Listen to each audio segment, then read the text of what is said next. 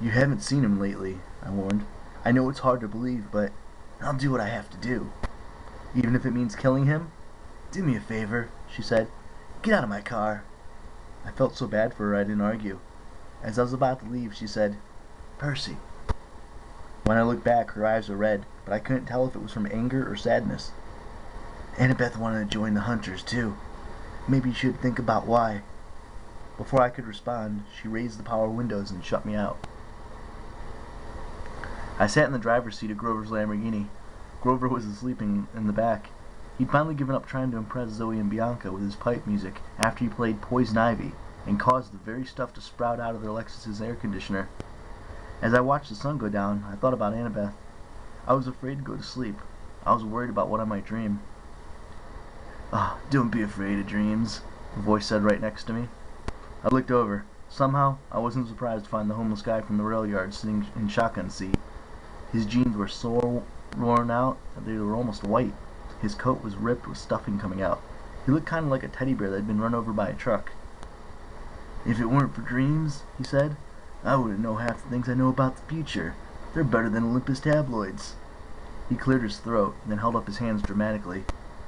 "Dreams like a podcast, downloading truth in my ears. They tell me cool stuff." Apollo? I guessed, because I figured no one else could make a haiku that bad. He put a finger to his lips. "I'm incognito. Call me Fred." A god named Fred? Well, Zeus insists on certain rules. Hands off when there's a human quest, even when something really major is wrong. But nobody messes with my baby sister. Nobody. Can you help us then? Shh, I already have. Haven't you been looking outside? The train, how fast are we moving? Apollo chuckled. Fast enough.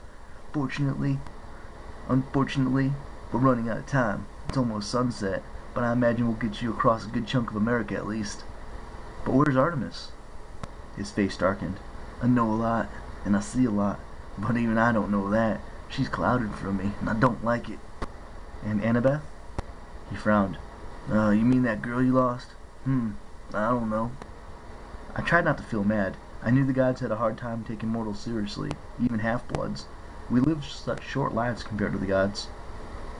What about the monster Artemis was seeking? I asked. Do you know what it is? No, Apollo said. But there's one who might. If you haven't found the monster by the time you reach San Francisco, seek out Nereus, the old man of the sea. He has a long memory and a sharp eye. He has the gift of knowledge, sometimes kept obscure from my oracle. But it's your oracle, I protested. Can't you tell us what the prophecy means? Apollo sighed. You might as well ask an artist to explain his art, or a poet to explain his poem. It defeats the purpose. The only meaning is clear through the words through the search. In other words, you don't know. Apollo checked his watch. Look at the time. I have to run. I doubt I can risk helping you again, Percy, but remember what I said. Get some sleep. And when you return, I expect a good haiku about your journey. I wanted to protest that I wasn't tired, and I'd never made a haiku in my life. But Apollo snapped his fingers, and the next thing I knew, I was closing my eyes. In my dream, I was somebody else. I was wearing an old-fashioned Greek tunic, which was a little too breezy downstairs, and laced leather sandals. The Nemean lion's skin was wrapped around my back like a cape, and I was running somewhere, being pulled along by a girl who was tightly gripping my hand. "Hurry!" she said. It was too dark to see her face clearly, but I could hear the fear in her voice. "He will find us!" It was nighttime. A million stars blazed above. We were running through tall grass, and the scent of 1,000 different flowers made the air intoxicating. It was beautiful. It was a garden, and yet the girl leading me through it was as if we were about to die. "I'm not afraid," I tried to tell her. "You should be," she said, and pulled me along. She had long, dark, braided hair down her back. Her silk robes glowed faintly in the starlight. We raced up the side of the hill. She pulled me behind a thorn bush, and we collapsed, both breathing heavily.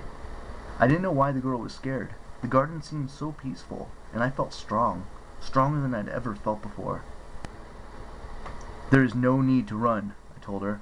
My voice sounded deeper, much more confident.